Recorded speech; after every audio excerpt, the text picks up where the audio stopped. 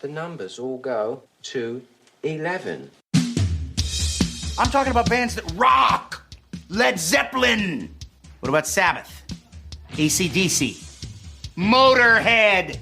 Does that mean it's louder? Isn't it any louder? Well, it's one louder, isn't it? We're not worthy. We're not worthy. Why don't you just make 10 louder and make 10 be the top number and make that a little louder?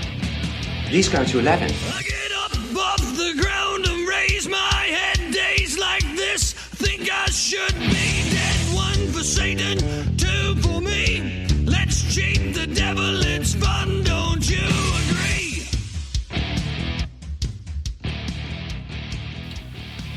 Welcome to the Nothing Shocking podcast. I'm your co-host and managing editor of Zoiks Online, Bob Zera. With me in Deadbug Studios is Coach Nez. Visit us at zpnetwork.com, zoiksonline.com. We're on Facebook, the Nothing Shocking podcast community fan page, and the Quad Cities Rock and Roll Junkies interest group. Our Twitter handle is NoShockPod. We're on Apple Podcasts, Spotify, Google Podcasts, all your podcatchers, and noon Central Time on Sundays, Rock Rage Radio.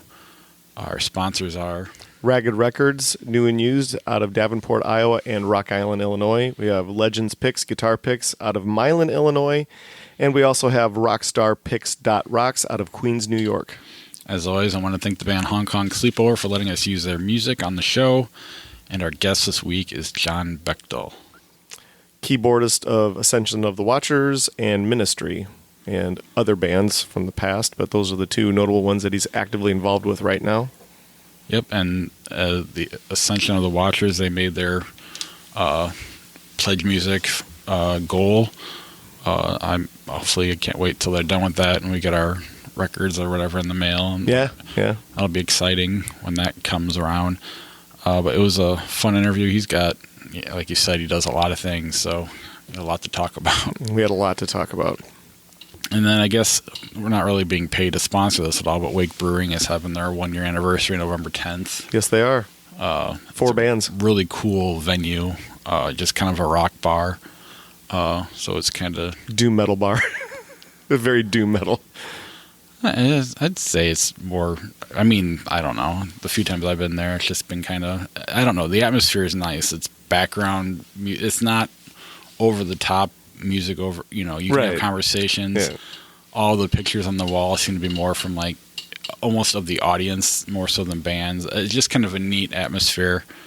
And I'm curious how they're going to have 4 bands in there because it is pretty small. Well, they're doing it out on a tent in the parking lot, that little bitty parking lot they have, so it'll be interesting.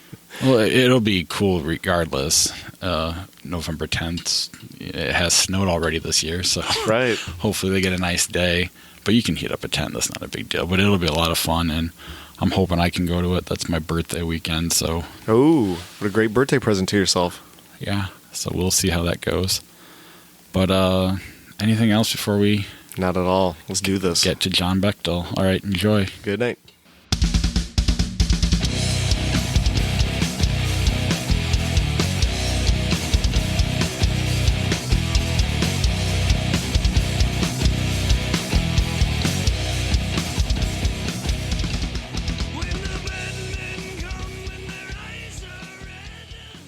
Yes, it's me. Hi, Eric. Hey, how are you?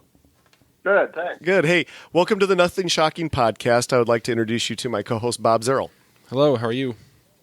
Hi.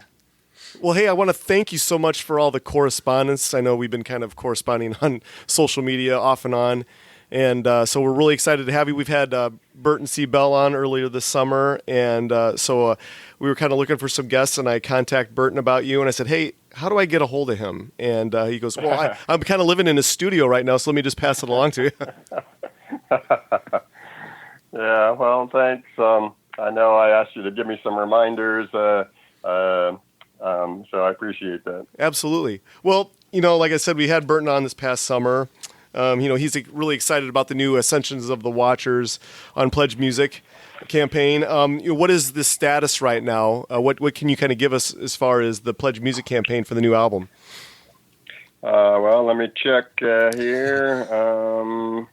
Looks like we're at 89%, so we're awfully close, yes. Fantastic. So I guess, as we talked to Burton, he kind of led us in the direction. It was like, okay, well, this is kind of like, not necessarily a side project, but this is a real band. Obviously, this is a creative outlet away from Fear Factory for himself. To do something different. It was kind of something he felt like that was kind of needed. Are you kind of on the same wavelength that he is, that this is kind of a different direction for you to go into from all the other endeavors that you've been in?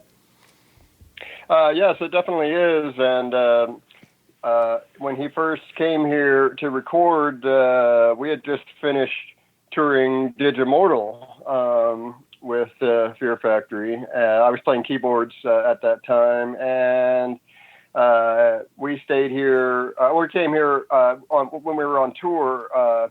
We were in Pennsylvania, so we had a day off. So some of the guys and the crew and Burton came here to my place in the woods, and Burton instantly fell in love with it and told me how he wanted to come back and record in my studio. And I was like, that's great. I wasn't even sure if it would really happen. And then sure enough, at the end of the tour, he drove from LA cross country, came here with a guitar, and I thought, okay, he might stay for a week or maybe even 2 weeks, but here it is, 16 years later, and he's still here. So I thought he was going to present songs. I thought he was going to, I don't know what I thought. I thought he was going to pull out a computer or a 4-track or something. I don't know what. But I thought he was going to present songs to me. But instead he sits down with his guitar and he puts it into some, effects pedals and delays and just starts playing these very rudimentary, kind of mesmerizing guitar lines. And I'm thinking, right away, I remember saying to myself, okay, this is not going to sound like Fear Factory. My initial feeling was, it was going to be, something very similar to Fear Factory. And then it dawned on me that when I was rehearsing with Fear Factory, I stayed with him in LA, and looking through his CD collection, the only metal I saw was Black Sabbath. So most of it was goth, some industrial, we were both into industrial music, but kind of different types of industrial music. He was into Nick Cave and Godflesh, whereas I was more into, Skinny Puppy and Nitzareb and Front 242 and things like that. So at first I remember thinking I wasn't sure what to do with these guitar lines, and he didn't have any lyrics or vocals or anything. And so I immediately started to hear music and melody, and I'm thinking, wow, I've got this vintage synth collection, from the 80s, and all these sound libraries of these classic synthesizers, and I never get to use them, because I'm playing all this heavy metal music. And so I was like, wow, this is great. I can actually, utilize some of my talents and some of my archives of sounds that I haven't been able to use in a long time. So I started putting down keyboards, and then we started laying down rhythms and loops and creating these songs. And then when they were done, he came in with lyrics and sang vocals, which essentially followed the melodies of the music that we created. So it was a joint effort. I think I asked him at one point, who's going to produce this record? And he said, you are.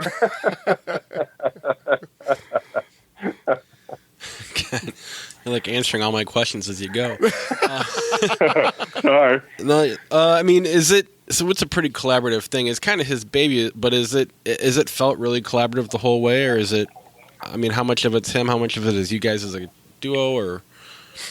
Well, in some ways, yes, it's a joint effort because he, there's a lot of aspects of composing that he doesn't do, and relies on me. But at the same time that we launched or created Ascension of the Watchers, I was also putting together a solo project, which is called False Icons, and so we worked kind of at the same time. Like some nights would be False Icons, and he would even come over and be here when we were, working on those songs. And he was a big inspiration to me, as I started to find my voice and create my own project. He was a big supporter of that, which helped me a lot. And then other nights he would come over and we would do The Watchers. And so these two things were happening at the same time. And so I guess back to your expression, yes, The Watchers was really his baby, and False Icons was my baby. But we, he was a big motivator for me to do False Icons, and because I had my own creative outlet. I didn't necessarily, I was comfortable with him, pretty much conceptualizing and being the main force behind The Watchers. But certainly he needed a strong co-writer and producer and a studio for this to happen. So there was no stepping on anybody's toes. I had my own thing to worry about. So as he needed me, I was there to do The Watchers, but I didn't need to have any more artistic control because I had my own thing to worry about. So that's just how it all happened. And ironically, the ministry gig came up. I left Fear Factory during the Archetype touring cycle to kind of really go full force into False Icons, and then a year later got offered the ministry gig. So one of the main reasons that I took that was because Al was talking about starting up his own label, and that he would sign, if I had a band, he'd sign it. I'm like, wow, that's awesome. Didn't even have to hear it.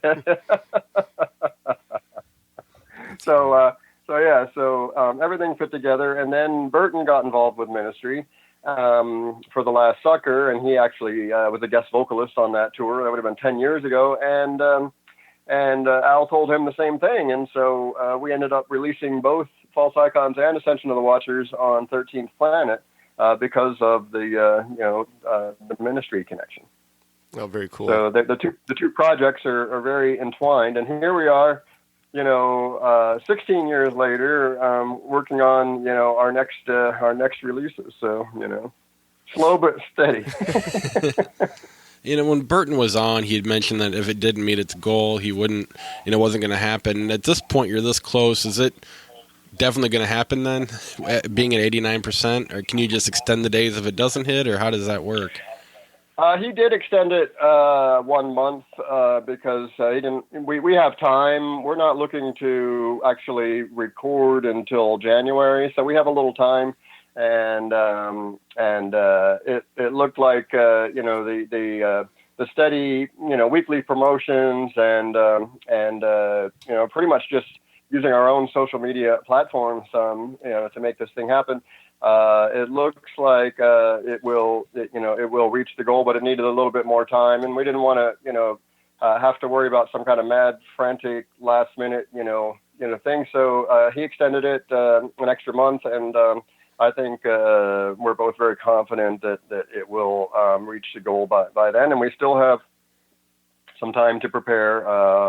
We got a lot of material, and we want to record in January and release in the spring. So I think we're on target. kind of take this to a different direction a little bit. You have been known to be in some bands that are the music is very in your face. Ascension of the Watchers is totally a step of the different direction. Creatively, how much of a challenge was that for you to kind of tone it down and take it to that different direction? Well, I too am not a metal guy. You won't find any heavy metal in my CD collection. I'm looking at it now. I think the most metal thing would be, well, of course, Fear Factory, Prong, but I've got like a Die Krups remix of Metallica. That's about as metal as I can get. So I came up in the electronic music scene. I bought my first synthesizer in 1981 after seeing Kraftwerk. I was already playing electric guitar and experimenting with sound and electronics, and I had been a piano player since I was 5. My mother had a Steinway Grand in the living room, so my whole family played piano. I was exposed to classical music as a child and classic rock, and ultimately discovered electronic music and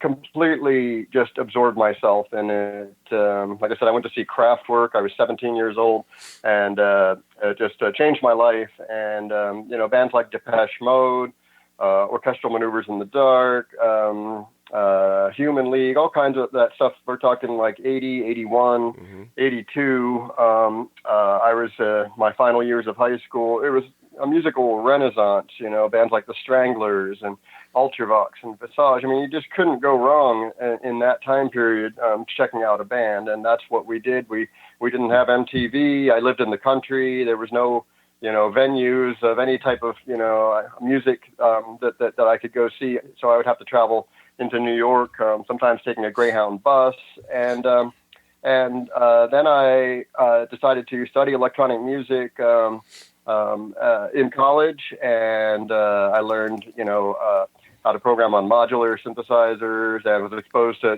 different types of music, and studied music, and my whole thing was all electronic. So I already had I just needed an outlet. I just needed somewhere to direct those creative talents that I had, and being in metal bands, I was using a different set of talents. My sampling skills and my sound design skills, because I was already a kind of established programmer in New York City, and by the mid to late 80s. So I had a lot of skills and things that were just untapped and unused, and just waiting to come out. And subsequently have been doing other projects using that same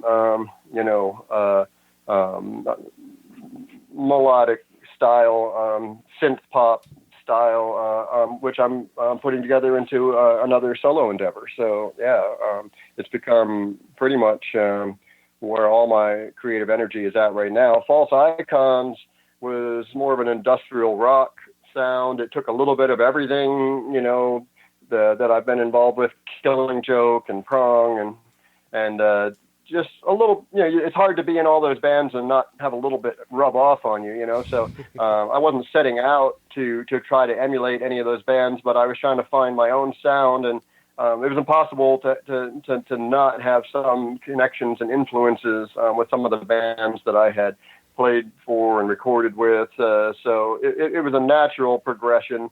And it even had a softer side here and there, but it still was edgier and darker. And so my solo endeavor will be a lot softer, a lot more melodic. It's going to show a whole different side of me that some people, other than maybe with the Watchers and some of the other projects that I have done in this vein have yet to see. So it's going to be really exciting. And you said you're working on the False Icons thing right now as well. Is that? Yeah, I'm working on it. We put together an EP in the early 2010s that we were touring on up until ministry's been very active the last 4 years, so I would say we were touring and playing pretty regularly throughout 2010 all the way up till 2015. We did Cold Waves, and we did an East Coast tour, and we played regularly in New York, Baltimore, D.C., Philly, Pittsburgh scenes, and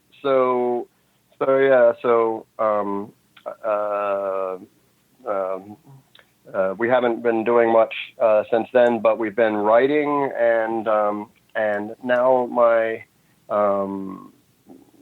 I guess the sound that I'm coming up with is maturing, and so False Icons is always kind of maturing and developing. And right now, it's got a very strong, edgy, dark kind of sound, but very different from what our first record was. I've grown and matured a lot since then. That first record was really almost a culmination of work that I had done in the 90s that then, was put together in the early 2000s, but didn't come out until, 2008. And so by the time it came out, it was a culmination of my, kind of life work. So after that, I learned a lot.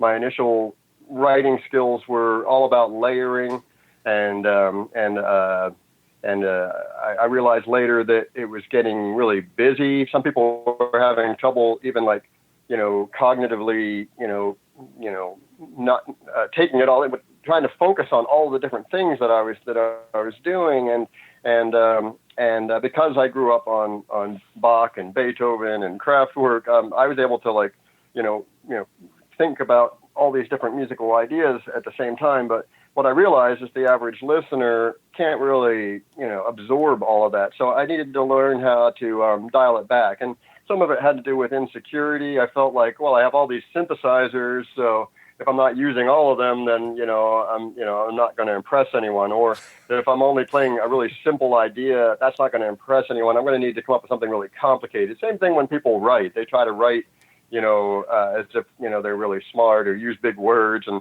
in college, my English professor, he would ask me, what are you even trying to say here? And I would tell him, and then he would be like, well, why don't you just say that?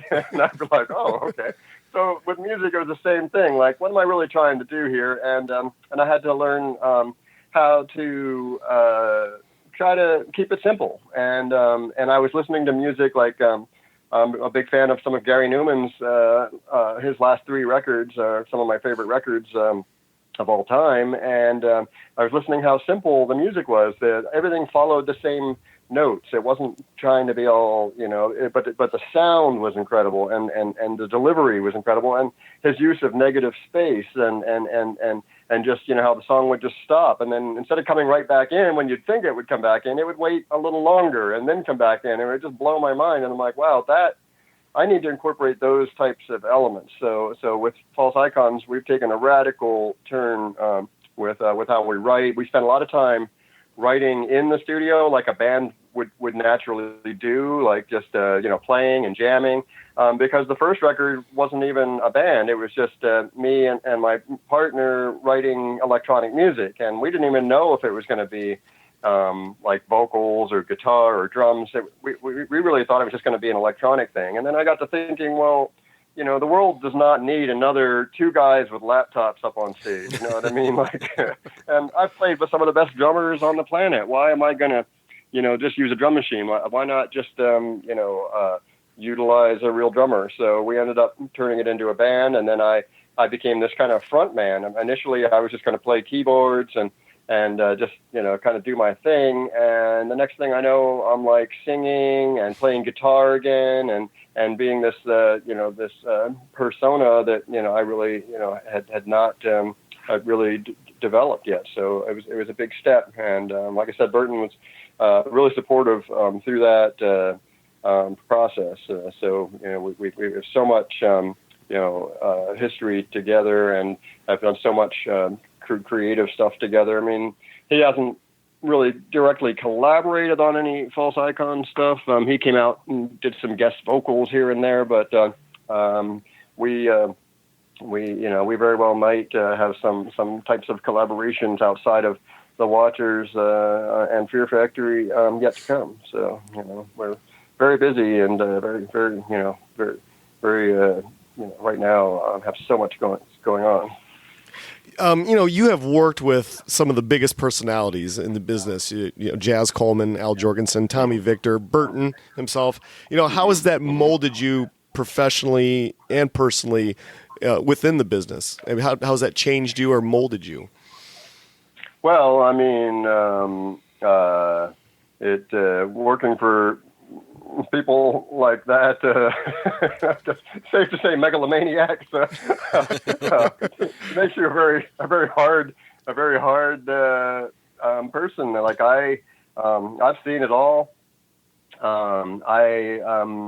My first big opportunity was with Killing Joke. I was a huge fan of the band. I got into it through Martin Atkins.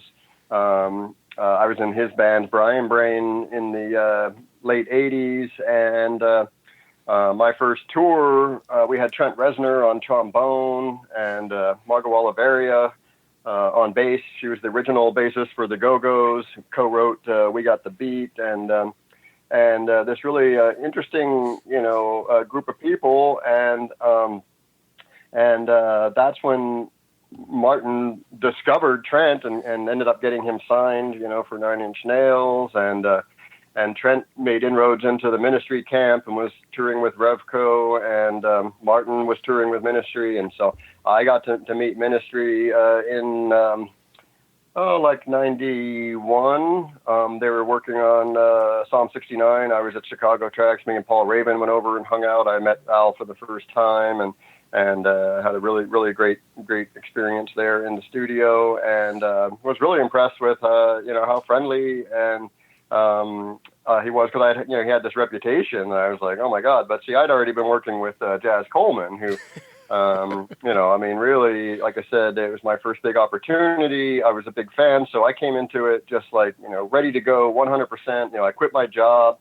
I bought a one-way ticket to London. I took my sampler, a hard drive, a keyboard, and a suitcase.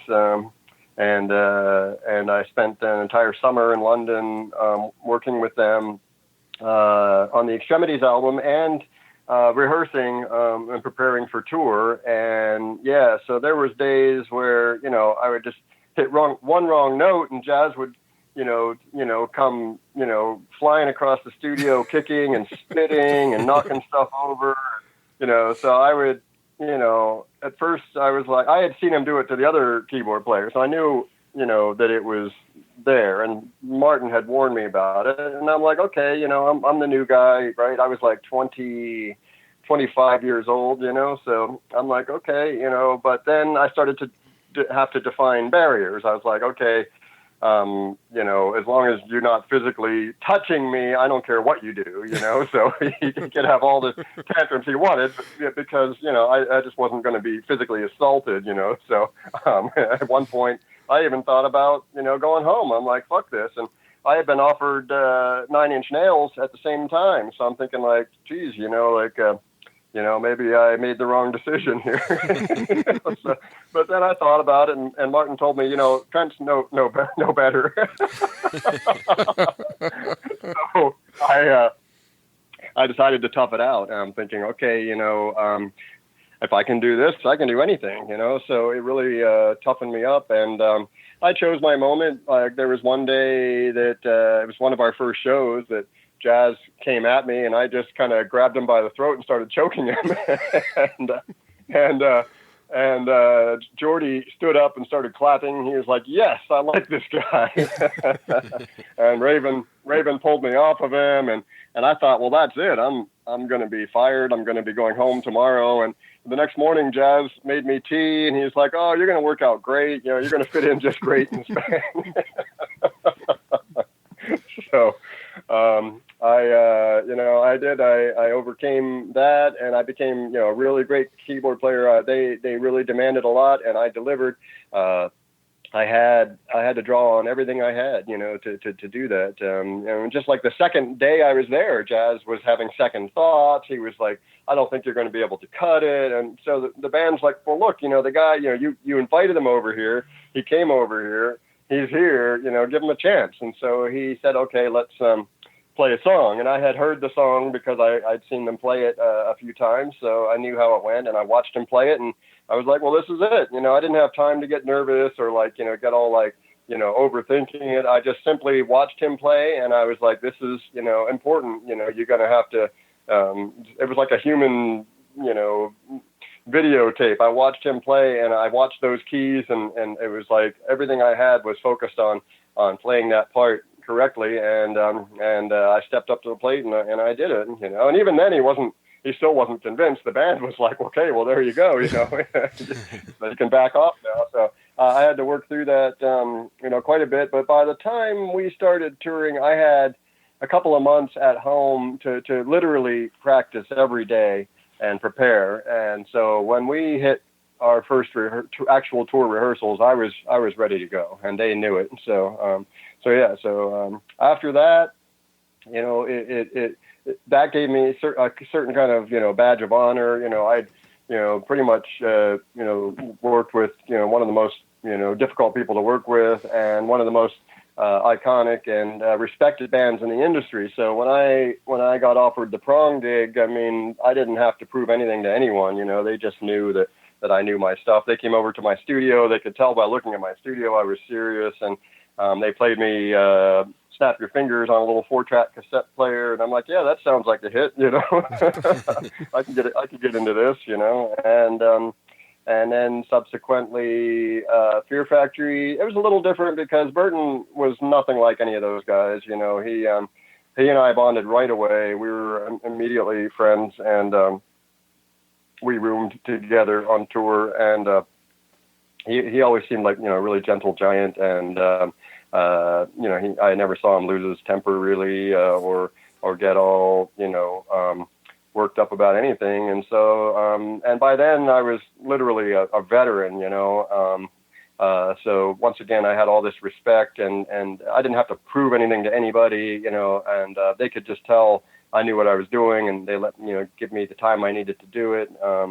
My first show would have been a sold out show in Holland, and then the second day was sold out Ozfest London, and I had Reese Folber, who wrote the keyboards and produced the record, standing right behind me on stage. So that was a lot of pressure, but I had already done big festivals and been in that environment, so really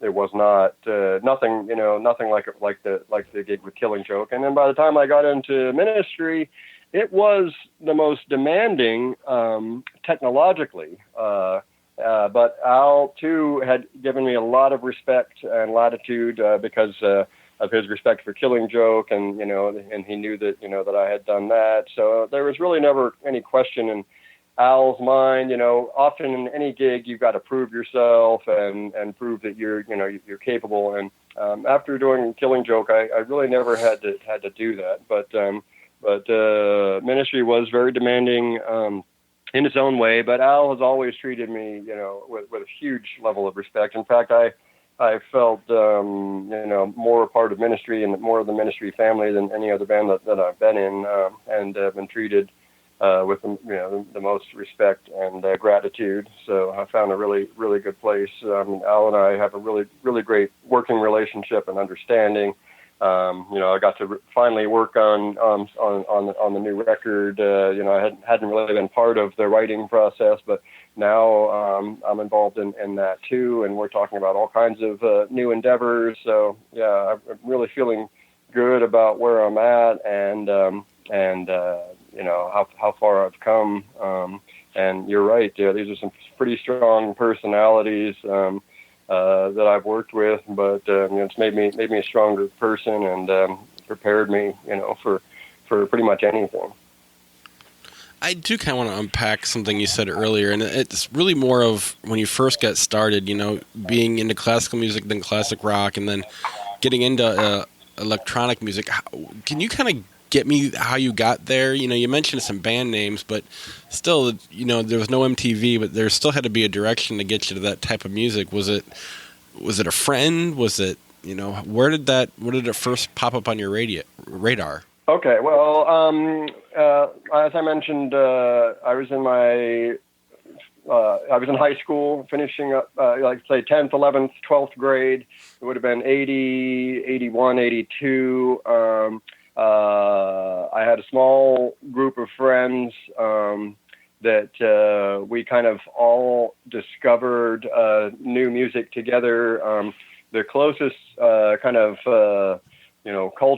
cultural center would have been State College, Pennsylvania, where Penn State University is. It's only about half an hour drive from the small town that I grew up in. And there was one record store in particular that carried, imported music, and the guy that ordered their records, he had a great taste in music, and none of the other record stores had anywhere near the selection that this place had. It was called Record Revolution, and so we could just walk in there and literally just kind of poke around and look around, and we would look at records, and if it had a cool record cover or a cool sounding name, we would buy it, and almost 99% of the time we're blown away by it, because just, before that, like let's say in junior high, we were listening to classic rock, that everyone knew because it was on the radio. Everyone knew, Led Zeppelin and Pink Floyd, and then, bands like Van Halen and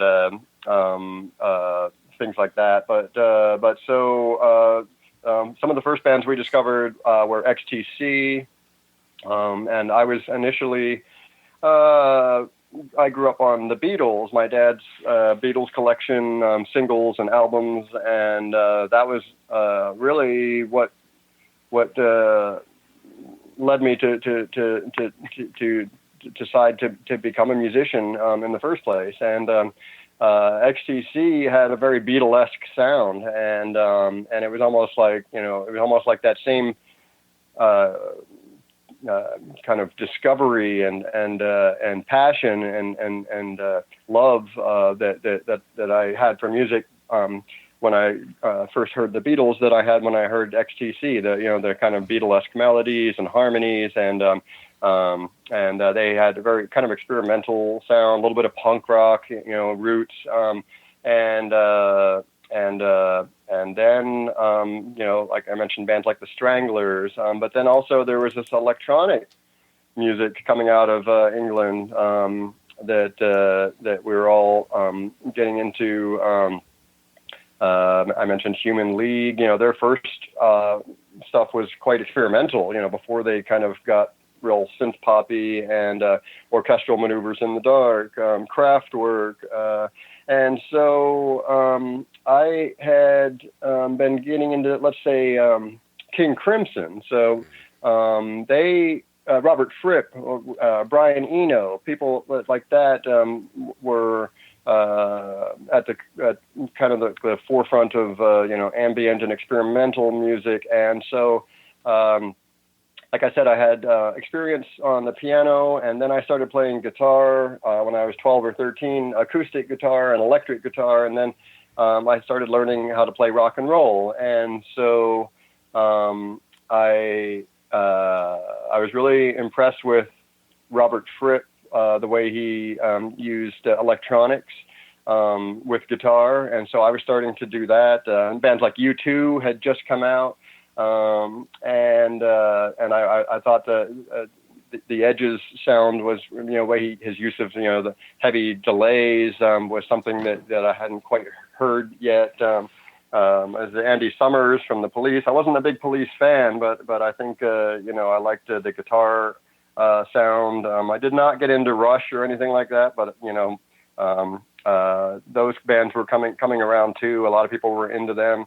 But yeah, I think King Crimson was a landmark for me, because that's when I decided I really wanted to learn about electronics. And so I was building my own guitars and buying effects pedals and experimenting with sound in ways that, I had never done before. In fact, very few people that I even knew had done. And then I was flipping through like a music catalog, looking at music equipment, and there was this whole page of these things called synthesizers, and they had keys like an organ or a piano, but yet they had all these knobs with God only knows what they do, but they must do something really cool. And so I just knew right then and there that I had to have one of these synthesizers. And my mother was kind of like, yeah, you just bought an expensive guitar, an expensive amplifier, you need to save your money for college. And so she was kind of like not really down with the purchase of a synthesizer. But like I said, I went to New York to see Kraftwerk. It was when the Computer World album came out, and I was just 17 years old. I was like, okay, I am witnessing the future. I have just witnessed the future, and I knew that I had to buy a synthesizer. My sister was living in New York, and I stayed with her, and her roommate was selling her boyfriend's synthesizer so she could fly to Paris to be with him. And I brought it home in my suitcase, and my mother was like, "What's that?" And I'm like, "It's a synthesizer." But I'm sitting here looking at it right now. It's a Micro Moog. I'm sitting here looking at it right now. So it was my first synthesizer, and I still have it. And I got a whole lot more of them now. But yeah, so that's kind of how that started. And by then I was finishing up high school, and I had, I know I was expected to go to college. And so I'd actually started at Penn State. And I enjoyed it, but I wanted to get out of there because it was still part of this, rural Pennsylvania. I was kind of bored. I wanted to get out there and find something else, experience something else. And I found this college called Hampshire College in Amherst, Massachusetts, where you could do anything you wanted. You could study anything you felt like studying. And they had claimed to have an electronic music program, but it turns out that it really wasn't. At the time, it was kind of run down and had just become a small student-run facility with what was left of the electronic music studio. But I quickly, convinced everybody I knew what I was doing, and they gave me access to the studio, and I was able to work on a modular synthesizer and a reel-to-reel tape machine for the first time and start composing music. And everyone at the time was talking about, computers. That's the future. You gotta know computers. And, I had taken basic, computer programming in high school, and, I was really fascinated with computers, but learning programming language was not coming naturally to me. But yet part of the feature of my first synthesizer was that you could interface with other modules, and I got to thinking about what if you could connect a computer to the synthesizer and use computers to control synthesizers, and it really didn't exist. I mean, not in any kind of real capacity. There were experimental computer systems out there, but most of them are really expensive, more than the price of a house, so they were just out of reach. But I knew that this technology would ultimately, become affordable. And so I went from at one point actually thinking about, developing computer hardware and designing computer software that could interface and work with synthesizers. I decided to let that happen. It was going to happen. It was inevitable. And then I focused more on music production and programming synthesizers. And lo and behold, the advent of MIDI happened during that time period, revolutionized the industry, because now you could interface pretty much any keyboard, drum machine, sequencer with any other keyboard, drum machine, sequencer, and even computers. We had kind of combined forces. One of my colleagues from Hampshire was Charlie Clouser, who ultimately did get the job with Nine Inch Nails, and now he's a big music producer. We lived and worked together in New York City, and used to romanticize about being in a band and doing all of those things, and it was just so interesting that we did do that.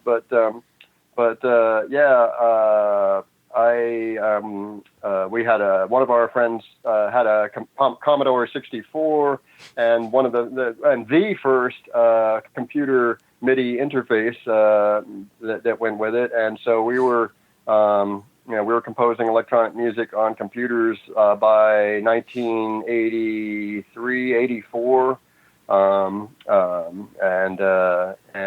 then we were using Apple IIs and some primitive synthesizer boards, and then the Macintosh came out the next year in 1984. No one was doing music on them yet. They had them for word processing in the library, but after we graduated, Charlie and I were living together in New York. He bought a Macintosh, and then he sold me his when he wanted to upgrade it. So we were composing on the Macintosh by late '86, early '87, using some of the first Macintosh sequencing software. So, really was on the cutting edge and forefront of computer music technology, in the right place at the right time, doing the right thing that I was really passionate about. And I made a lot of smart decisions, along the way. Like I did build an oscillator, for one of my projects at Hampshire, but I didn't quite understand how it worked. And my physics professor was like, really wishing that I understood more about how it worked. And I just knew that was not where my talents were. I knew where my skills and talents were, and I honed those skills, with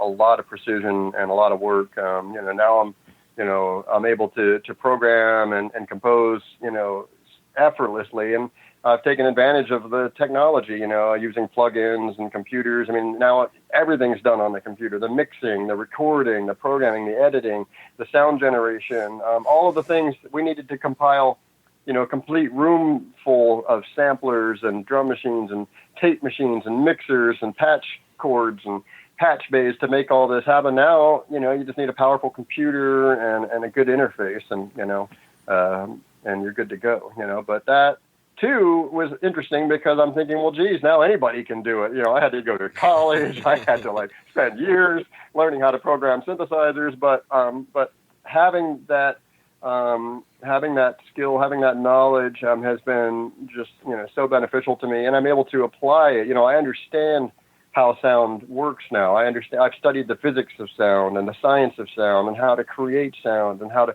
break down sounds, and yet I feel like I'm only kind of touching the tip of the iceberg. I mean, I've been doing this 35 years, and I still feel in some ways that there's so much yet for me to learn about music and sound. So I knew at one point, some of these systems that I have were very complex, and very few people even knew how to work them. And I'm like, well, I'm learning it, but I always thought, I have my whole life to really learn about these things. And so I guess what I'm trying to say is that I never get bored. I never feel like I've done everything there is to do. In fact, I feel the opposite. I feel like there's still undiscovered territory. I'm learning more about songwriting now that I've ever known, and I'm still not even really that proficient at music. You know what I mean? God forbid I ever learn about music. Jeez, I mean, look out. You've obviously are a big fan of rock and roll, and you've quoted on many bands that have influenced you.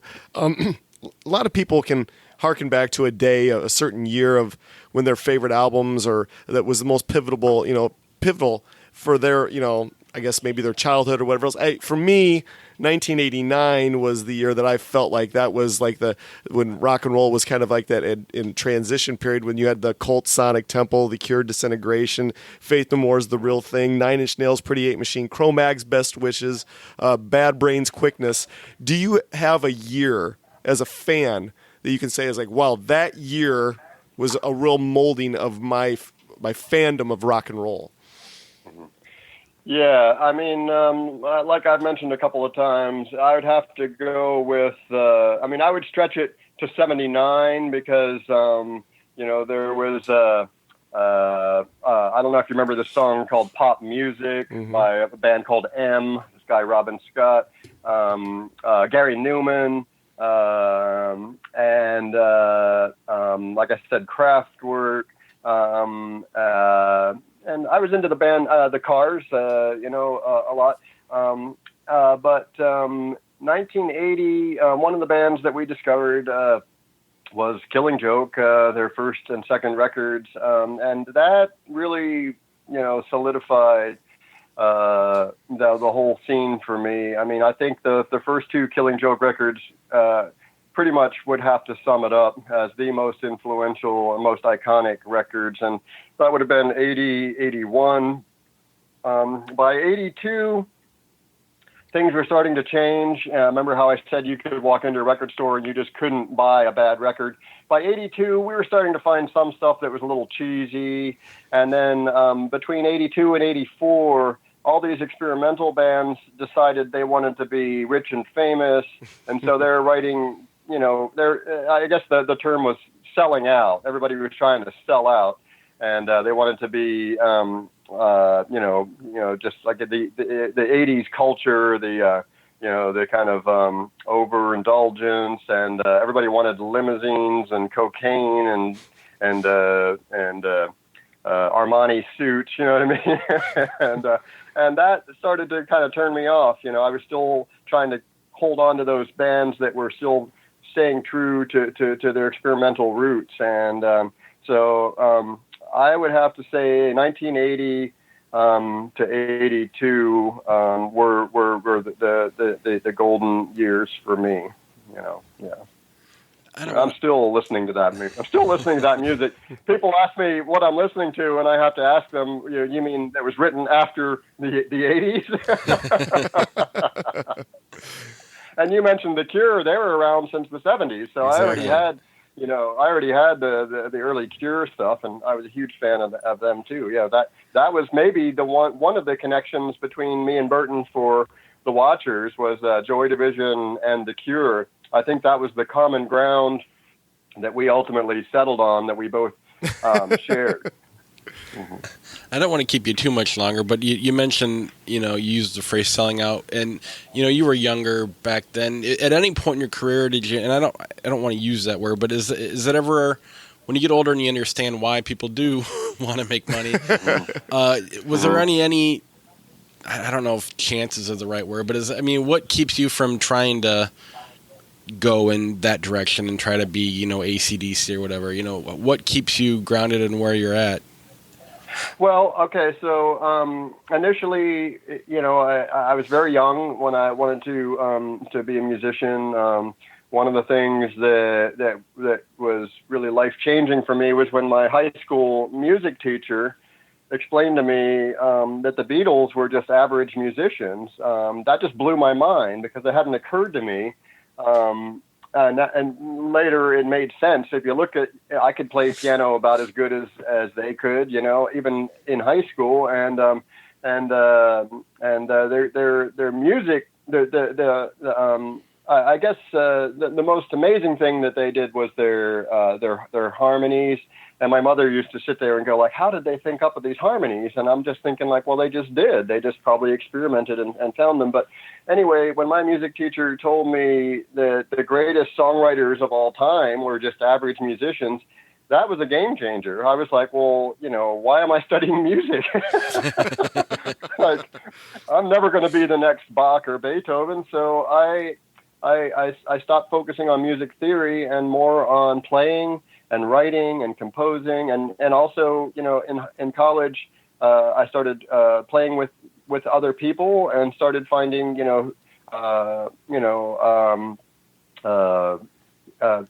developing, that skill of being able to work with other musicians and trying to explore different musical ideas and styles. There was people that were into ska and punk, and so we tried everything. And we would be like, okay, let's just try to mix it all up. And you're into this and I'm into that, so let's just try to put a little bit of it all together. But after college, I was already, I had a pretty sophisticated music studio in my living room, and was already a programmer, and was in the scene, in the New York scene, playing in bands. And I remember thinking about the whole thing, and I guess, like we were just talking about, my understanding was, yes, success means money, and if I want to be successful, then then I need to make a lot of money. And one day I thought about it, and I'm like, well, first of all, having a lot of money probably isn't all it's cracked up to be. I mean, we all think like that's the answer to all of our problems, and I started to think about it, and I'm like, well, what if I did have just tons of money? And I'm thinking, well, probably, I would have to deal with people being envious, people, maybe only wanting to be friends because I have money, and all these kind of things that you never think about. And I was even thinking, this is kind of bizarre, but I was thinking, okay, so let's say I have a big house and a big swimming pool, and let's say, a neighbor's kid drowns in my swimming pool. They're going to sue me for all I'm worth, and then I'll have nothing. So I started to realize that this dream of having lots of money and wealth and lots of, material things was really not necessarily the right dream. And so I asked myself, well, then what would your idea of success be? And what would, ultimately make you happy? And I thought to myself, well, if I could just make a living doing what I love, I mean, wouldn't that be success? Wouldn't that be the ultimate success? So I literally, made that realization in probably less than a minute, and I decided that, from that point on, I mean, I was still trying to get discovered, and I was meeting producers, and I still had this kind of thing about, I was trying to even be this kind of solo personality at that time. That would have been 1987, 88. And was writing material. I'm digging through it now. I'm finding a lot of that stuff on cassettes right here in my studio. I just pulled out the box with old cassettes, and some of it was really good. I'm actually, transferring it into the computer. I'm going to be using some of that music. So yeah, I made that realization, and I modified my goals and my dreams, and I decided that yeah, as long as I was able to pursue what I love doing, which is music, and be able to make a living, that would be success. And then the 80s, they ended, and then the 90s came, and it seemed like, bands like Nails and Ministry were rising to the top and making tons of money. And I was still, thinking there was room, for someone like me. And then the 90s ended, and we started hearing about this thing called Napster, and everybody was like freaking out and like, what the hell is Napster? And it was like, everybody was talking about the end of the music as we know it, and that no one was going to make money anymore. And here we are, 18 years later, and a lot of that, is true. I mean, we have seen the music industry literally implode. It's just a shell of its original form. And whether you want to look at it as it's a good thing or a bad thing, I guess now I have to modify my dream once again, that as long as I can,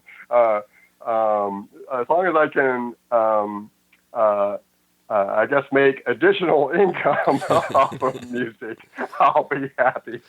As long as I can supplement my income doing music, I'll be happy. Well, hey, I have one more question. Okay. One more question Okay. for you, because I know we've kept you on the line quite a while here. But I'm going to throw a curveball question at you, and I want to know your opinion. I was discussing this with a few friends of mine last weekend. It was a debate, and maybe you can kind of shed some light on it, what your thoughts are.